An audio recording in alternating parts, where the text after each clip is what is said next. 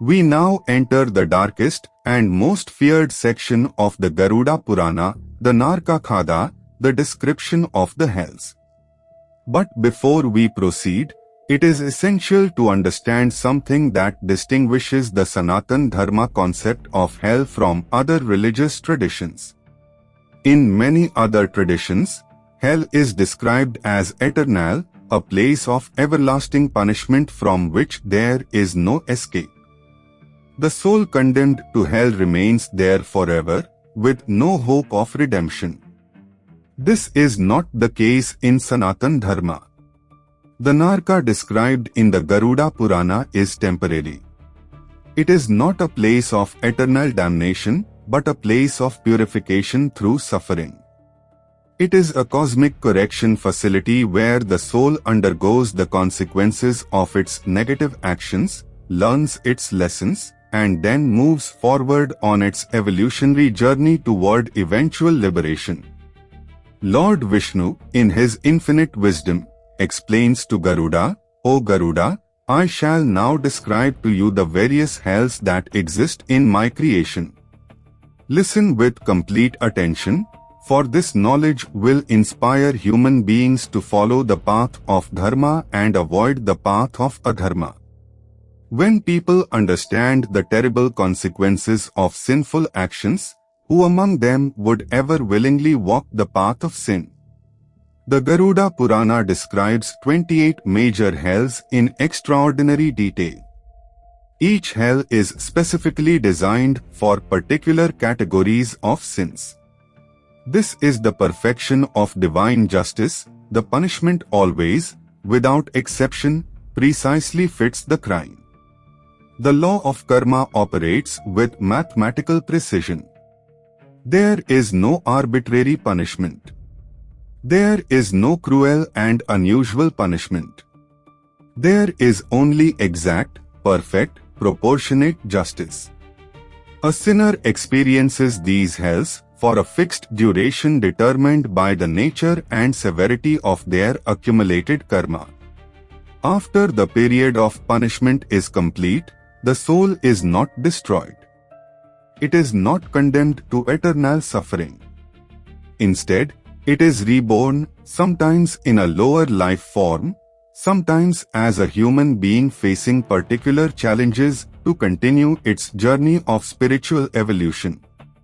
The purpose of Naraka is not revenge. It is not cruelty for its own sake. It is correction, purification, and ultimately education. And here is the most important message of hope that Lord Vishnu emphasizes repeatedly: even the greatest sinner, one who has committed the most terrible of sins, can be freed from the consequences of Naraka through sincere repentance, through genuine devotion to the Lord, through the performance of prescribed atonements, and through the grace of God. My mercy, O Garuda, is infinitely greater than the greatest sin any soul can commit. No one is beyond redemption. No one is beyond hope. The door of divine grace is always open. The descriptions that follow are not meant merely to frighten or intimidate. They are meant to educate, to warn, and ultimately to guide humanity toward the path of righteousness. As the Mahabharata wisely states, knowing the terrible fruits of adharma, who would ever follow the path of sin? Understanding the consequences of our actions empowers us to make better choices. This is the true purpose of the Naraka Khand. Let us now journey through these realms of purification. Let us witness the exacting justice of the cosmos. And let us learn what we must do to ensure that our soul's journey leads upward toward the light, not downward toward the darkness.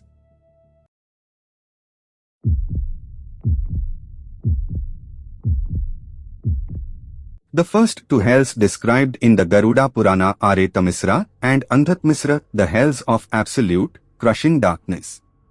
These are the destinations for those who have committed sins related to theft, deception, and the violation of others' rights.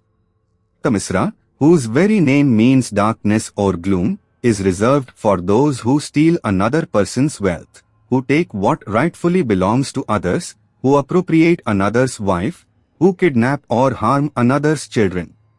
The sinner is bound with chains that are not merely physical but are made of the very karma they have accumulated. These chains are described as being of fire. They burn continuously without consuming. The sinner is then thrown into a darkness so complete, so absolute, that it is beyond anything we can imagine in our world. In Tamisra, there is no light whatsoever. Not even a flicker. Not even the faintest glimmer. The darkness is so thick that it feels solid, pressing against the sinner from all sides. In this complete sensory deprivation, the sinner stumbles blindly, falling repeatedly. Venomous creatures, serpents, scorpions, and insects with burning stings infest this eternal night. They bite and sting continuously. The sinner cannot see them coming, cannot defend against them, cannot find shelter or escape. The suffering of Tamisra is intensified by complete isolation. The sinner is alone in this vast darkness. There are no other souls nearby, no voices, no companionship in suffering. Just the endless dark, the burning chains, the biting creatures, and the gnawing guilt of remembered sins.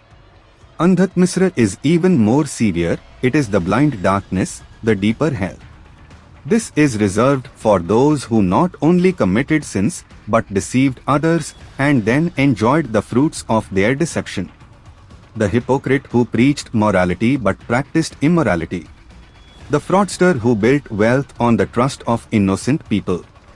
The one who wore the mask of righteousness while harboring a corrupt heart. Here, the darkness is not merely external but internal. It crushes the soul from within as well as without. The sinner cannot breathe properly, cannot move, cannot even scream. They remain frozen in this suffocating, blinding darkness for thousands of years, forced to relive every moment of their deception, seeing clearly now the faces of those they harmed. Lord Vishnu delivers a stern warning about these hells. One who cheats a widow out of her inheritance, who steals from a child, who takes by force what belongs to a Brahman, such a person falls into Andhatmisra. There is no escape until the very last particle of that karma is completely exhausted. Therefore, O Garuda, let human beings see their own wealth and be satisfied with it. What belongs to another, even if it is just a blade of grass, even if it is just a drop of water, if taken without proper permission, leads the taker to Tamisra. Contentment with one's own possessions is the foundation of righteous living.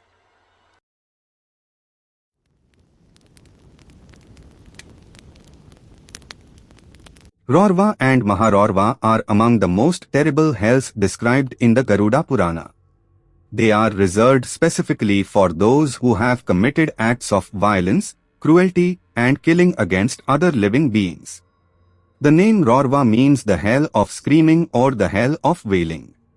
It derives its name from the continuous, agonized screams that echo through its dreadful landscape. The ground of this hell is not made of earth or rock. It is covered entirely with burning, razor-sharp objects, knives, blades, spears, thorns of fire that never cool.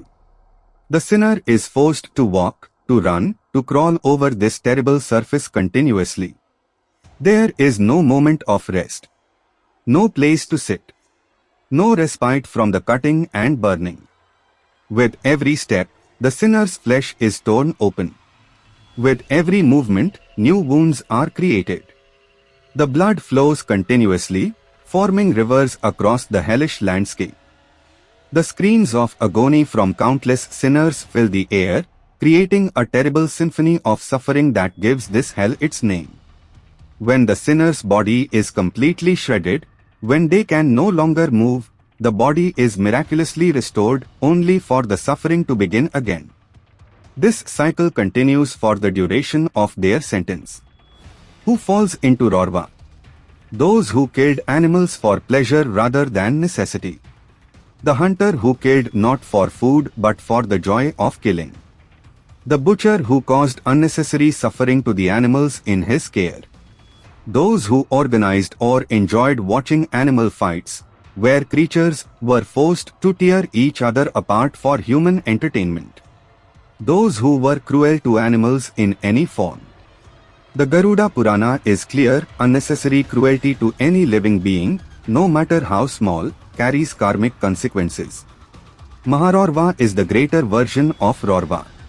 It is 10 times more severe in every aspect. The burning objects are sharper. The forced movement is faster. The restoration and resuffering happens more quickly. This hell is reserved for those who have killed human beings. Murderers of all kinds fall here. Those who killed for greed, for revenge, for pleasure. Those who caused death through deliberate negligence. Those who drove others to suicide through their cruelty and harassment. Those who ordered the killing of others while staying safely behind. In Maharorva, the sinner is not alone with their suffering. The vultures of Yama, enormous birds with beaks of iron and claws of molten fire, descend upon the sinners continuously. They tear at the flesh with their iron beaks. They dig into the body with their fiery claws. They feast upon the sinner while the sinner remains fully conscious, fully aware, fully capable of feeling every moment of the agony. The Purana says, one who kills a cow, the sacred mother who nourishes humanity. One who kills a Brahman, the teacher and guide of society. One who kills a woman, the giver of life. One who kills a child, the embodiment of innocence. One who kills an elderly person, the repository of wisdom. All these fall into Maharorva and suffer there for 10,000 years. But even here, there is hope. Lord Vishnu adds, one who saves a life, who protects the helpless, who feeds the hungry, who gives shelter to the homeless, such a person need not fear Rorva or Maharorva. Their good karma surrounds them like an impenetrable armor. The vultures of Yama cannot touch one who has been a protector of life.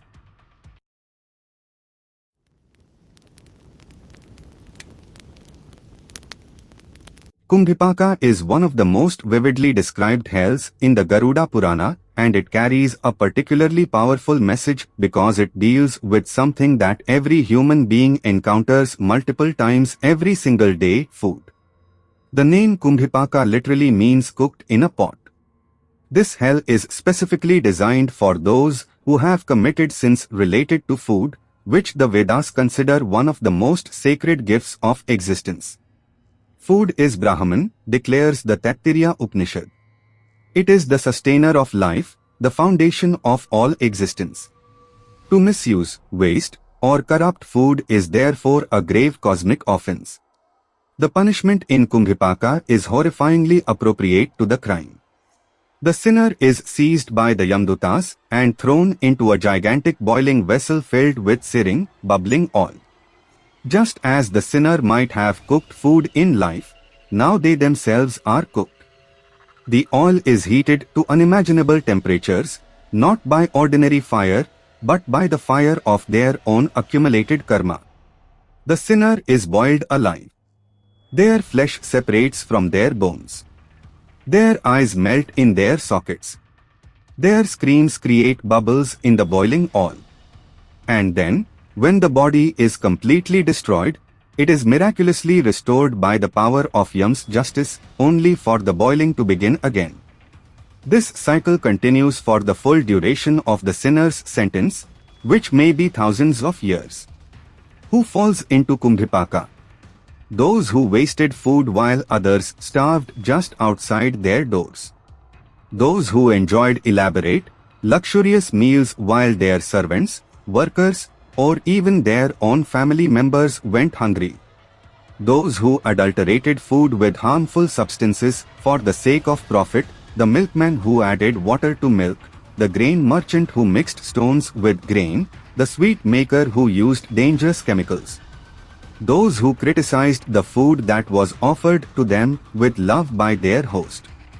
Those who ate alone without first offering food to the gods, to guests, to the poor, to animals, and to the ancestors. But Lord Vishnu, even while describing this terrible punishment, provides the beautiful remedy. Before you place a single morsel of food in your own mouth, look carefully. Is there anyone at your door who is hungry? Feed them first. Only then should you eat. One who eats alone, without sharing, eats only sin. The food you share with the hungry is not lost. It is stored in your cosmic account. It will come to your rescue when you need it most. A Sipatravana is the forest of sword leaves. Imagine a vast, dense, dark forest stretching endlessly in every direction. But in this forest, every single leaf on every single tree is as sharp as a razor-edged sword. Every blade of grass is a needle of fire. Every branch that hangs down is a whip embedded with thorns. The sinner is chased into this forest by the terrifying Yamdutas. They run in absolute terror, desperate to escape their pursuers. But as they run, the sword-like leaves slice their body continuously. Arms, legs, torso, face, everything is cut. The wind itself becomes a weapon, driving the sharp leaves into their flesh with greater force. This hell is reserved for those who abandoned their dharma for personal gain. The Brahman who sold his sacred knowledge to the highest bidder. The Kshatriya who fled from the battlefield in cowardice, abandoning his duty to protect. The Vaishya who cheated in business, using false weights and measures. It is also for those who converted to other faiths not out of genuine spiritual conviction, but for material benefits, for money, for power, for political advantage. The Garuda Purana teaches that dharma is personal and sacred. Abandoning one's spiritual path for worldly gain is a grave error that carries heavy consequences.